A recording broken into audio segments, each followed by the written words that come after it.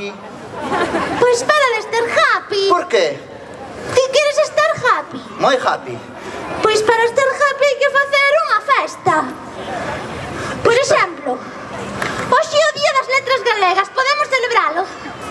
Con unha festa? Con unha festa. E como comeza con unha festa? Con música e con chuches.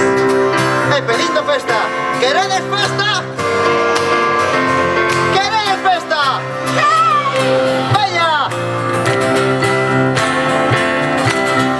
Veña, Coruña, esa festa. Hey! Estaban a bailar un día un sapo e unha rá, rac, rac, rac, rac.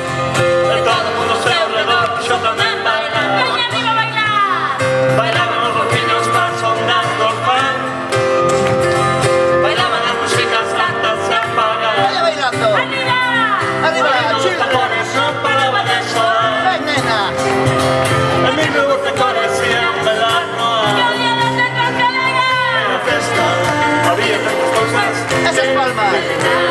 Era festa, ao día seguinte non había que madrugar. Era festa, había tantas cousas que celebrar. Era festa, ao día seguinte non había que madrugar. Saltando con borras.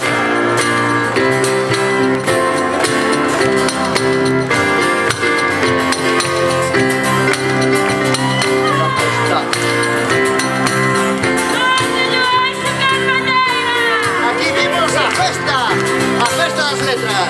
Bailaba Dona Dora con señor Ramón.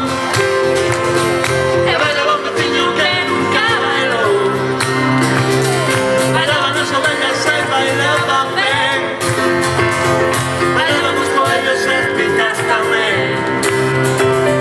O ritmo dos tambores non paraba de soar. Hey, hey, hey.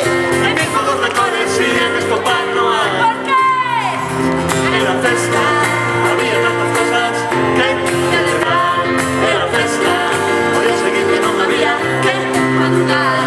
Era festa, había tantas cosas que celebrar. Era festa, ao día seguinte non había que madrugar. Era festa, era festa, era festa.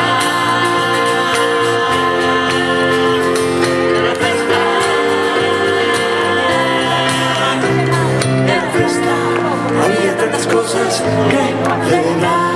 Era festa, ao día seguinte non había que madrugar. Era festa, había tantas cosas que celebrar.